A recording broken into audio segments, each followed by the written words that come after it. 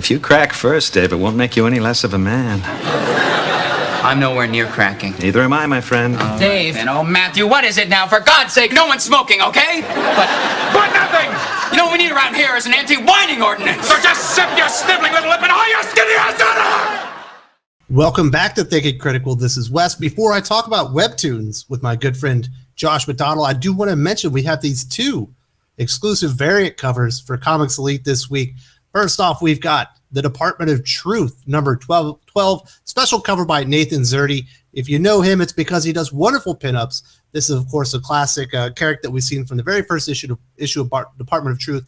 The color scheme is very familiar. Beautiful cover here. The second one we have is for the Eat the Rich number 1 issue. This is from artist Morgan Breen. This is a new series from Boom Studios. I imagine a lot of people will be reading this week. It's got some buzz around it. If you're interested in the Department of Truth number 12 cover by Nathan Zerdy, it's limited to 400 customers with an individually numbered certificate of authenticity. If you're interested in the Eat the Rich number 1 by Morgan Breen, there are only 500 copies of that one, and you'll need to go to the Comics Elite website. They are going on sale this afternoon, so probably within the next few minutes or maybe a couple hours from now. Check them out if you're excited about that. Now let's talk to my good friend Josh McDonald and talk about some Webtoons. Welcome back to Thinking Critical. This is Wes. We've got This Week in Batman coming up later today, but before that, we got to talk about this big DC deal with Webtoon, the South Korean webcomic company. And here to talk with me about that is the DC insider himself, Josh McDonald. How you doing? I'm doing well, Wes. How are you? I'm doing fantastic.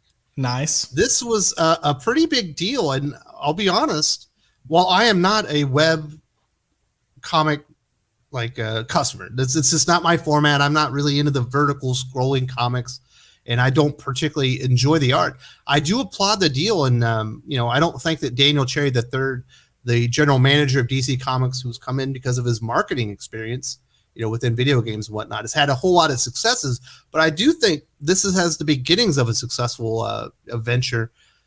DC Comics needs younger readers. They need an entry point into new younger readers. And Webtoon, I believe, has 72 million active users a month that are reading comic books via apps. Yeah. They've been trying to get their digital thing going. This isn't exactly the same thing, but it could be an entry point, and I applaud them for thinking outside the box.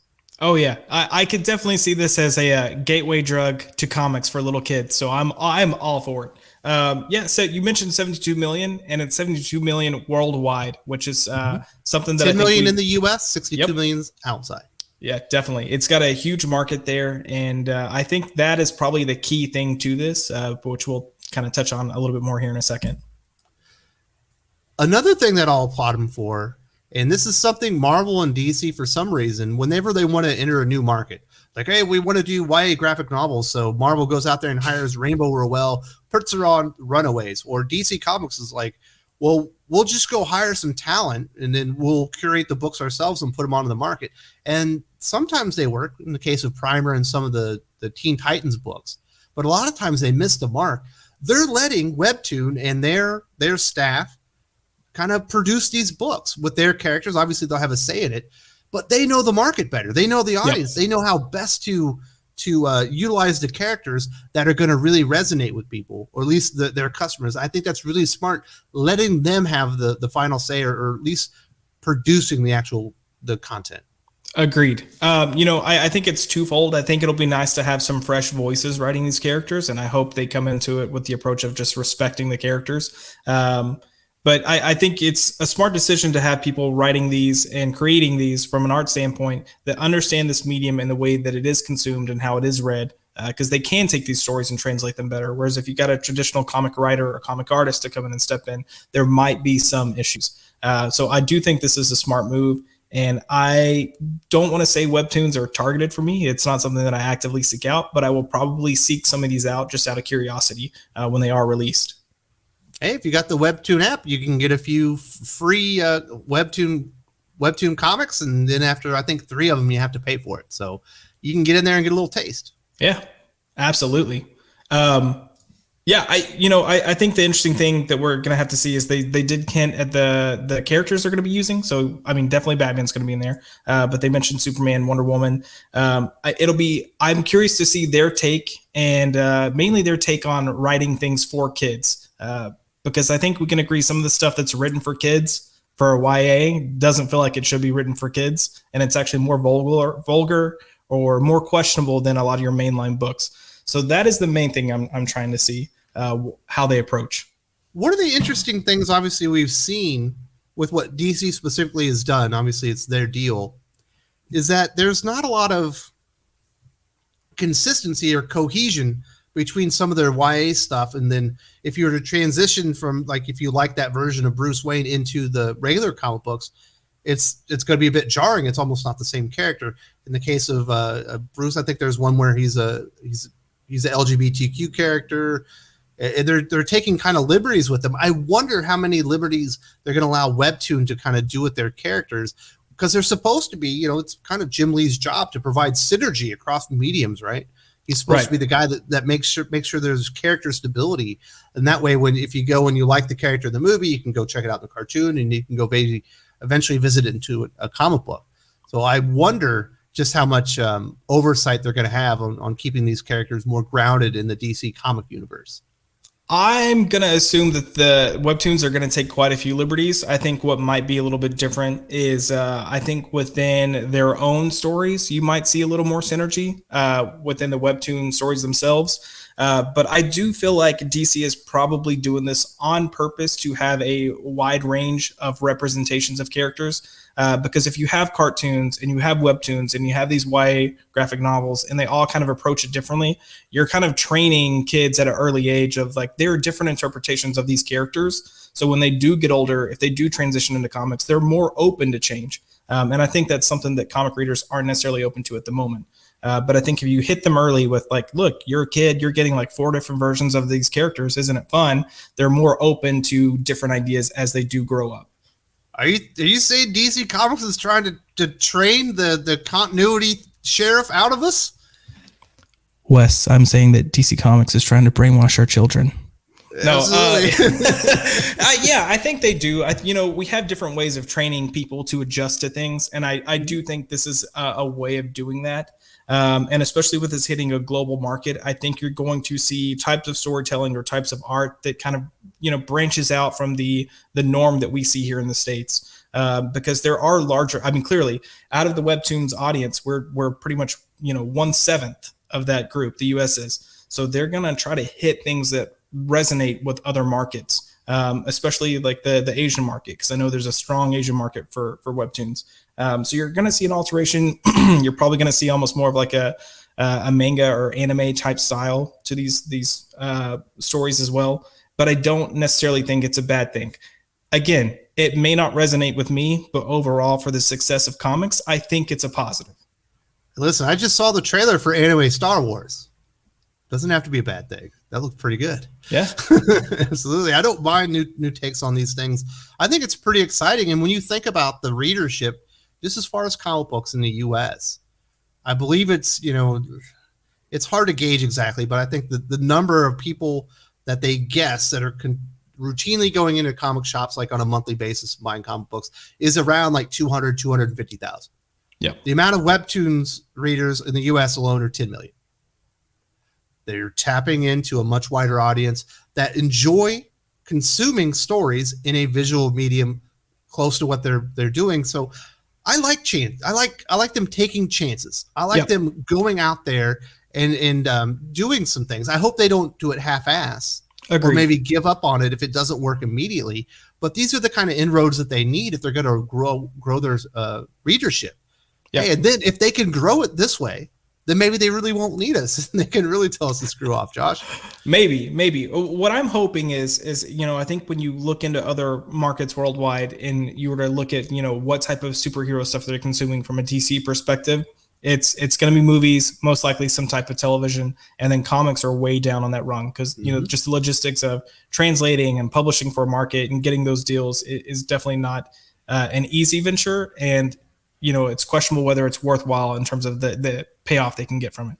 But I think by doing this, they're going to introduce these markets to make them aware of different stories that already exist, so then you might see demand from other markets of wanting to look into Batman classics, or just maybe Batman runs in general, or Superman runs, or Wonder Woman runs. So I think that is the path that they're shooting for, and if they can accomplish that, it's just gonna be a win for the industry, because you're gonna have so much additional income coming in that we talk so much about what creators are owed or what they deserve, and this could be a step to getting us to that point. What it also could be, Josh, is a bridge to having lower quality art.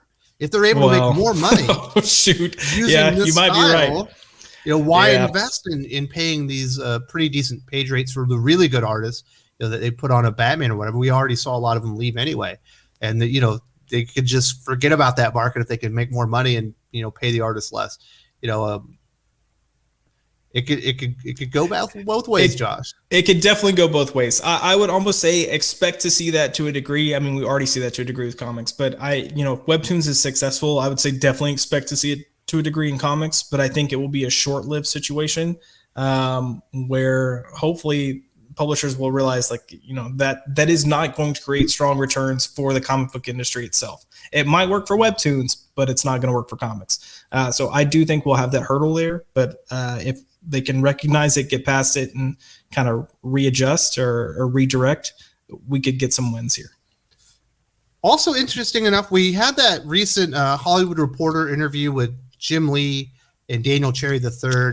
It felt like they were a bit out of touch. They were proclaiming they were doing things that didn't appear that we could see. Other than Batman the World, it didn't feel like they were doing anything globally, at least for comic books. They were doing things with like video games and movies. You're like, what are you doing with comics? Well, here's something they're doing globally. Yeah. No, definitely a huge win. I almost kind of wish that they would have announced this before they released that interview, because it would have just boosted what they're trying to do rather than creating a somewhat negative narrative around it. But yeah, this is definitely a good global sign. I have noticed too that they are republishing current books or current trades in different languages, and even digitally, they're releasing them on different platforms. So there is a movement there. It seems smaller than it was. Now we are getting a much broader scope of it.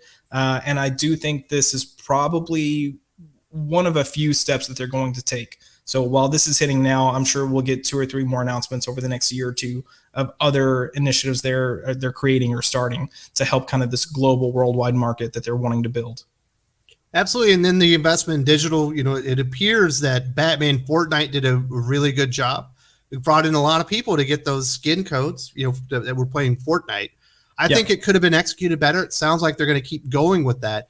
I'm just hoping that maybe in the future, instead of just getting little code for skins, you get a 1 month redeemable, free peek at DC Infinite Universe. That would be excellent. You have to go in there, subscribe. You got to get a username and password, give them a free month. I think, you mentioned the Batman Fortnite crossover. I think as much as we can criticize something, which I think is a good thing. I think if you want something to improve, you have to look at it objectively. I think we do need to look at it as a win, though, and understand these are growing things, and that, to learn, you have to make mistakes or have a few fumbles. But as long as you can develop and kind of change the way you're doing things and improve and continuing to improve, you're gonna see wins. And I do think that could be a good approach. And it was gonna be one of the things I was gonna say, if you really want this to transition into Western comics, you have to do something that's going to encourage people to go to Western comics. So whether it's just, some type of advert in some way of saying like, hey, these books are out there, or hey, you can get them here, or check out, the DC app, Comixology, whatever it might be, to give people into these books, I think is a good thing. Yeah, unfortunately, DC Infinite Universe isn't available worldwide, so maybe there's a redeemable. You get the first 2 issues of Batman Hush via Comixology. Yeah, if you purchase whatever bundle of DC Webtoons or something like that, the user already is using a device to read comic books. Yep, you're giving them a free comic to go check out. I just think there's some really good marketing opportunities if they think about it. Obviously, they pay Daniel Cherry the big bucks, and he's a marketing genius in comparison to me. But, I really hope that they, if they're going to try these opportunities, you have to be able to bring new readers in. Yep. Otherwise, is it successful? Agreed. If you come into this with just hoping to have an audience just on Webtoons, then I have to ask, what's the point of this?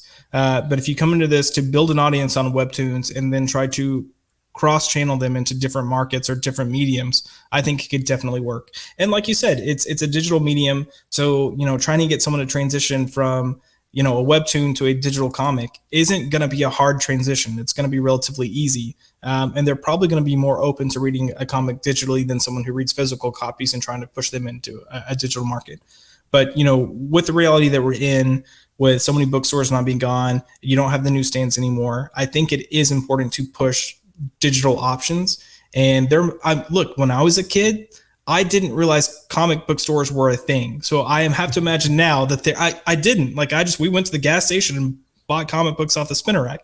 But I have to imagine there are kids now that don't even realize that, if there's not a bookstore, that they have a digital store that they can go to and their parents can get them digital copies. So I'm hoping this kind of plants those seeds to inform them. And if it does and it's done well, it could be a huge success. Absolutely. I see this as a win. Agreed. I'm glad you cannot stick to the old archaic ways. There's got to be a new way to get readers in to expand the audience. That's what they need to do. I'm all for this. If it's not successful, I hope it doesn't deter them from trying other things as well. Agreed. You got to go out there. You got to take chances. You got to risk a little bit. And I feel like this is a very good first step. And congratulations to Daniel Cherry. I'm not always complimentary of what you've done so far, but this feels like a real win. It does feel like a win. If you enjoyed this video, please give it a like. I would appreciate it very much. It helps us attract more views for the channel. Subscribe for future commentary, comic book news, and reviews. And don't forget to ring the bell for notifications. If you want to talk comics, movies, and much, much more, you can follow me on Twitter at Wes_from_TC. With that, Salamat Po, and I'm out.